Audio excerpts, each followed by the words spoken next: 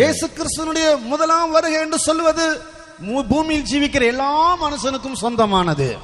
യേശു ക്രിസ്തുവിന്റെ ഒന്നാമത്തെ വരവെന്നത് ഈ ഭൂമിയിൽ ജീവിക്കുന്ന എല്ലാ മനുഷ്യർക്കും പൊതുവായിരുന്നു, സ്വന്തമായിരുന്നു. இந்த பூமியில் முதல் மனிதனாகிய ஆதாம் முதல் இந்த பூமியில் பிறக்க போகிற கடைசி மனிதன் வரைக்கும் இயேசுனுடைய முதலாம் வருகை சொந்தமானது.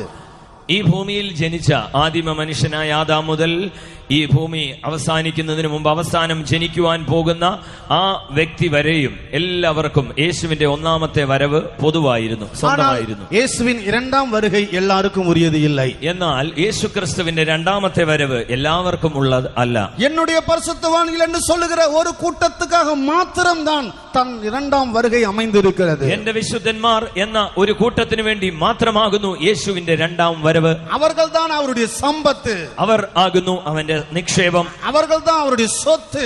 അവർ